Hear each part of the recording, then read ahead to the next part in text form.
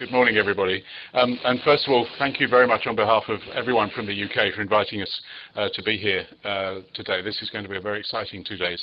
I'll decode one thing on there, which is STEEP. This is a new department that we're setting up at University College London on science, technology, engineering and public policy. That's what that acronym stands for. And we're doing education and research in the interface between science, technology, engineering and maths, STEM, the STEM subjects, and public policy, because we have realized in our country at least, and it's quite common in a number of other countries, that there's a lot of public policy people who do not understand the value and consequences of doing STEM-related activity properly. And there's a lot of STEM people who don't understand how to have an impact on and benefit from public policy. So we've stopped whining about the fact that those people don't exist, and we're going to educate them. This is obviously master's level and postgraduate level, and we're only just starting, so but do keep an eye on what STEEP is about at University College London. So what is good infrastructure? Well, we've already heard in the presentations from our Singaporean colleagues that good infrastructure has these sorts of qualities: high availability services, all those 5 things in a synergistic way. They're shared. That's what infrastructure is. It isn't something I or a local community own. It's shared at a national level, and in particular, of course, at a city scale. We like to think of ourselves as living in a developed society, and so the characteristics of infrastructure that delivers a developed society, and as was very ably put out earlier when we were talking about the history of Singapore, certainly true in our country as well. We have to go a bit further back to find photographs. In fact, we probably won't find photographs that look similar, but we will find paintings and pictures of what England looked like in the 18th century, 250 years ago. It's not dissimilar to what Singapore looked like only 40 or 50 years ago. So that quality is something not only we have to achieve, but we then have to maintain. And maintenance of it is an important factor in a country as old as ours. As is demonstrably and very sadly true this week, given what's just happened in the Philippines, it has to be resilient to shock, well managed, and at high density. And obviously high density means that big shocks which you're not prepared for are likely to have catastrophic consequences. And we're beginning to see high impact events having even greater impact because of the higher densities that we're choosing to live in around the planet. That's the rapid response to high impact. We also have to be adaptable on a much longer timescale to new contexts, whether they're environmental or social. And it has to attract continuous investment. Now, investment needs confidence. Confidence in our futures comes from political leadership, but it also comes from well-designed planning and well-designed regulation. And those factors are not necessarily in place all at once. This is what we mean, at least from our point of view. It's a very diverse set of activities that make up our infrastructure, from very high-tech satellites up in the top right-hand corner, and immediately below it big piles of rubbish that we produce as a result of consumption in our cities, and almost everything in between. As you can see, a very diverse range of things, but particularly in the bottom right-hand corner, large data centers. Large data centers, given that we're talking about smart cities, at least in part, become a critical part of the hinterland of a city. It probably is quite dangerous to put your data center in your city, but if you put it anywhere else, then it becomes, from a governance point of view, an interesting asset to look after. And especially if you've only got one of them, you actually should have, of course, lots of them, which has its own complications. So those are just illustrative examples of what cities are about. Risk assessment of how to go about putting in infrastructure has changed. In our country, we were very risk tolerant when we put in our first generation of infrastructure 150 years ago in Victorian England. So we actually almost went for things because they were really challenging. In that 150 years, we really changed for being quite risk averse, and we put in lots of procedures and processes which make it very difficult to do very adventurous things, and we're struggling with some of them in the UK right now. Clearly you're not struggling with them here in Singapore because you are attempting to do some very adventurous things. So how a population and how a government has developed its appetite for risk and risk taking and risk management is actually quite a crucial factor. I won't say much more about it, but it's something I'd love to talk to you about as we go through the next 2 days. So in cities, some of these properties of infrastructure are a little different. it's pretty obvious we're talking density of everything. People, buildings, means of transport, energy consumption, and importantly at the bottom there, probably the newest thing, is data generation and information exploitation. The big data and the information that you can infer and derive from big data sets is one of the big challenges for the future, because data not only comes from all of those infrastructural components listed further up in that list, but also from the people who exist in the cities.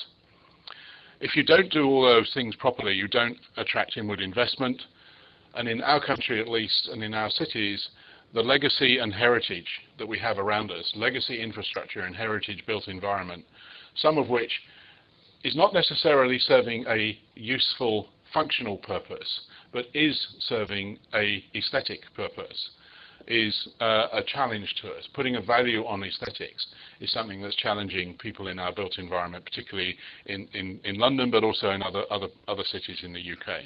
So we have to operate our infrastructural modernisation programme in the context of legacy and heritage.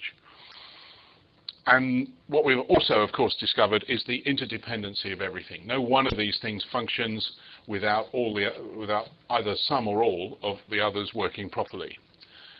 So the causes that the causes of concern that we have in our infrastructure in the UK is that this interdependency is unregulated. That people have electricity systems that depend on water, that depend upon ICT in a way that we only usually find out about when something breaks, when something goes wrong. Because we don't have the central management of the set of systems that makes up our infrastructure anywhere described. We are changing our population mix, and we're changing the nature of living, and I think quite an important characteristic, we're also changing the nature of how and on what we work. And that is causing quite a lively debate about whether or not cities at high density are actually what we need in the UK, because modern ICT allows you to work, especially if it's knowledge working, in a much more distributed way than was hitherto the case. Now, we're not quite there yet, because we've only recently had the sufficiently good ICT to enable working at a distance and in a distributed way. But as that starts to mature and people realise that that's a better option than dealing with congestion in transport systems, which is what they suffer every day, then that may offer new ways of thinking about how we live in dense places. In the UK, we also privatised most of our infrastructure provision over the last 40 years, and we're now reaping some of the benefits in terms of commercial efficiency, but some of the disbenefits because they are nationally regulated in sectoral silos, and because they're interdependent, we're finding lots of perverse outcomes as various aspects of our infrastructure are modernised. So we have no central sustainable governance. Some governance is in cities, some of it's national, some of it's regional. So our regulatory and governance structure is really fragmented, which contrasts hugely, I think, with where you are in Singapore. And that's an interesting debate to have as pressure grows perhaps in Singapore for more devolution, because we're approaching a process whereby we're trying to pull some of that devolution back into the centre, whereas you I think, are thinking about whether you should devolve from the centre out. So we're both trying to find different positions of stability, but from different starting points. And what we have, even in the UK, is little investment to extreme events. And we are seeing more extreme events. They're more extreme, and there are more of them. And that is, of course, not just true in our country, it's true everywhere else as well. But because of the factor that I was asked the question earlier about supply chains, we are equally, as you are, dependent upon other people's resilience when they are part of our supply chain. So like most of the world, not only did Japan suffer from its earthquake, everyone else suffered because of the dependence we all have on Japanese manufacturing. But that was true of flooding in Thailand. It's been true in other areas. So we have to look at resilience to extreme events in a global way, not just on the cities per se. And yet we also don't understand how long-term adaptation should be taken forward. Now, these questions are actually part of a set of research programs which I think every colleague in the room from the UK is part of, attempting to find research processes to try and answer these questions. So the fact we're concerned about them doesn't mean we're not doing something about it. We are, and we'll say something about it. This is just I'd leave this slide pack with you, of course, so read this at your leisure, but it's an example of, in our country, because we have cold weather, a phenomenon, of course, you don't know about here in Singapore, and water has this lovely property of expanding when it freezes. That we managed to disaffect 3,000 people by not having proper protection between water systems, gas systems and electricity systems. And this happened in the middle of the winter about 4 years ago. We've been collecting stories of interdependence to try and understand how we can do better in the future. So by now you've probably read it. I won't go into it in detail, but it was one example of the sort of stupidity that can arise when different systems operators don't talk with each other. So the government set up a program following a report that I helped write in June 2009 on modernising British infrastructure, and was set up in the Treasury a body to supervise the development of infrastructure throughout the UK called Infrastructure UK, and it regularly updates its infrastructure plan. Now, it's not a master plan in the sense that you in Singapore know it to be a master plan. It's actually a list of the major projects that make up what we aim to do in infrastructure. There's no top-down view. It's very much a bottom-up build, and that has come in for a lot of criticism as a result of that. So we have this major list of projects, and what we've started to do now is look at the interdependence between them. At the same time, a number of cities programs were launched. The Foresight program, which you know about, the catapults and the demonstrators, and the university research, which we're part of, was also augmented. So this whole area of infrastructure and cities started coming together in a number of ways, even in a country which is obviously much larger than Singapore, and where the issue of the hinterland that cities depend on, in other words, what happens around them, is a critical factor. So this recommendation that came out of the Council for Science and Technology report has been taken up by all the research councils, not just engineering and physical sciences, but social sciences, arts and humanities, medical research council as well. This is an example, an extract from this list of projects. You can see, I think, some of the names here. We have major road systems, rail systems, runway capacity at our airports, changing the way we do waste management, and so on. And it goes on downwards on a big page and off to the right in terms of 2050. So this is just an extract so you can actually read the sort of scale of things that we're doing. It adds up to something of the order of £200 billion over the next 10 years. In order to modernise our infrastructure, not all of which you'll be pleased to know is public money. Quite a lot of it will be private investment paid for out of the revenues that come as a result of exploitation of the infrastructure. And as I said earlier, what we're now doing is looking at the interdependence between these various lines of activity. These are the sorts of interdependencies we've started to identify as being critical. My guess is because in Singapore you actually already do integrated thinking about your infrastructure, these interdependencies won't surprise you. It does surprise some of our people in the UK because we've grown these things in silos in a way which hasn't taken account of the interdependency. And again, they're fairly obvious, but some of them are much more to do with governance or oversight, not to do with engineering and functionality. So we started to say, well, if we start to look at interdependency, how do we do this in a more systematic way? And we stole a process from NASA, who had what they call an n-squared matrix approach to how you look at interdependency. So each one of the off-diagonal elements of this matrix starts to elucidate what are the factors which are interdependent between, say, an energy system and an ICT system and so on. And this is an extract, again, so you can see the text of the top left-hand corner of that chart, which illustrates some of the factors, some of which are geographic, some of which are functional, some of which are governance. And each one of these boxes represents almost a book. Each one of these things you could write an essay about or do a major research program on. So we're slowly working our way into where are the critical things we need to worry about in a way which is systematic, so that we can then advise the investors in this set of infrastructure of what other things they need to worry about and what are the interdependencies between them. Now that also means we have to take an approach which is much more to do with buying in communities of interest in the subject. So we're taking what is called a stakeholder needs-driven approach, where you have stakeholders, top middle of this diagram, who are the drivers for what their needs are. They articulate what their needs are in terms of increased energy supply, reduced congestion on transport systems, whatever the objective is. What's the purpose of this investment? Driving the needs down through some solutions then getting provided, but in a context, as you can see around the edge of this diagram, of a whole range of different value functions, which aren't the normal things that people put in business cases. Some of them are much more difficult to quantify. So the economic one down here on the bottom left is the one that people normally talk about. What's the value for money?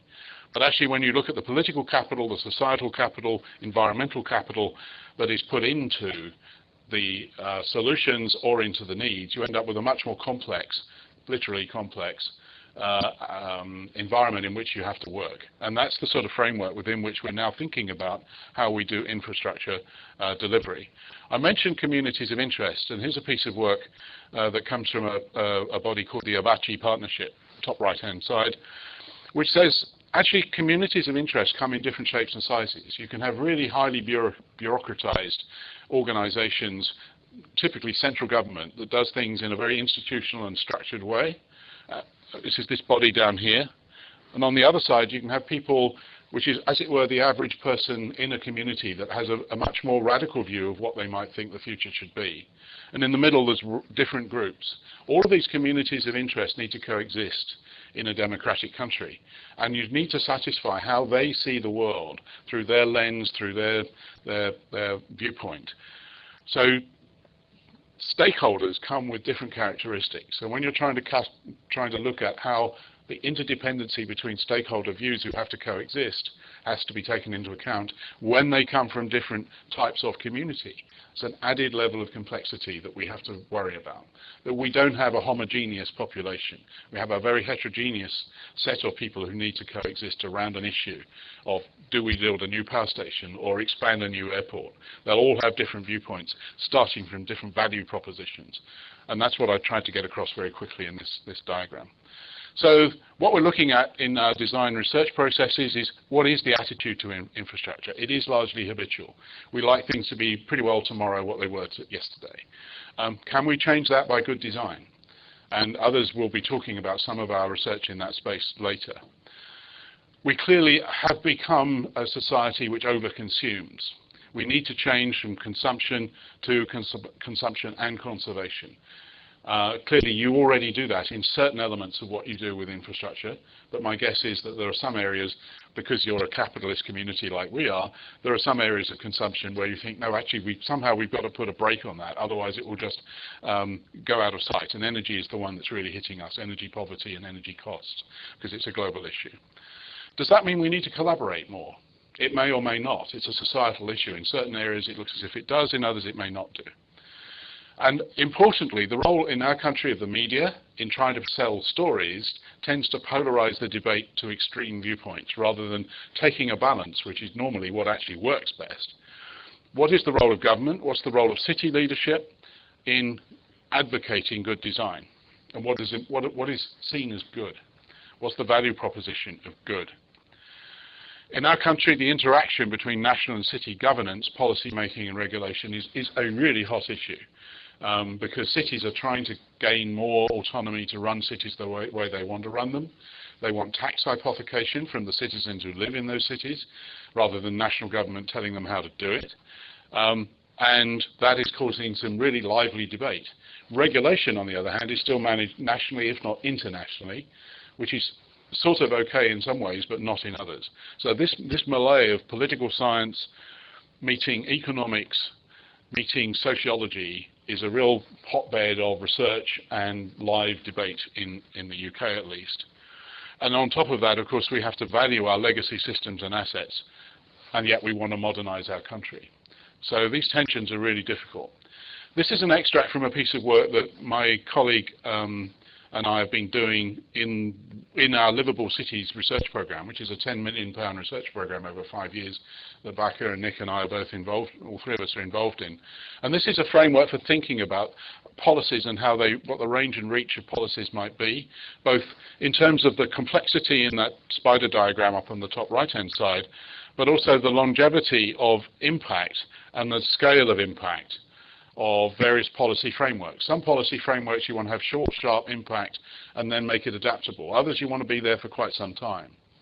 If you're reclaiming very large parts of land, as you described earlier, you've got to think about that over decadal timescales. Some of the ICT decisions we're going to make probably going to be out of date in 5 years' time. So you actually want to be able to change your mind, not necessarily change your mind, but do things differently in 5 to 10 years, because that's the rate of change of technology. So we're trying to develop a framework for how we understand policies and governance in a whole range of different scales simultaneously. As I say, this is work that Katie Barnes and I and others have been developing, and it is work in progress, but it gives you an indication of a touch point potentially for collaboration of research between us and Singapore on this whole issue of devolution of policy and governance making. So just to finish, the commentary is firstly that we do not have a good understanding of intersectoral and national to city level interdependency, not only from the systems thinking point of view, which includes systems engineering, but it includes all the sociology of systems thinking as well, and how that governance works. So there's a space there which we are doing a lot of research in, but at the moment we don't have a good enough understanding to be able to advise politicians, civil servants, policymakers on what are the right places to be. These things all have different clock rates, different time constants. They all tick away at different rates.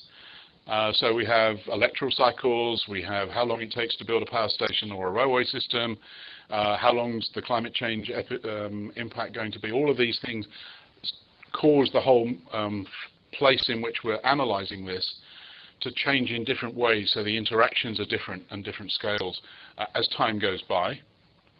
I think we have to learn from each other quite deeply and richly, not only nationally, and we're doing a lot of comparisons between cities and how cities operate, but I think we would all value being able to do that internationally as well. And it's quite obvious that there's a large body of international city research collaboration starting up.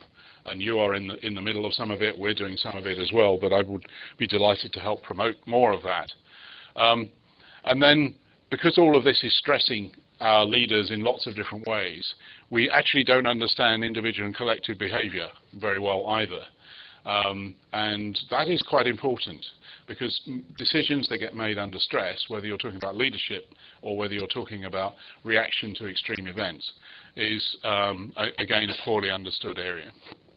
So we're doing research in all of these aspects, and as colleagues will say in more detail as we go through the next 2 days with some of the other areas that they're working on, we're very much prepared to collaborate with Singaporean universities, Singaporean agencies and government in whatever way turns out to be mutually beneficial.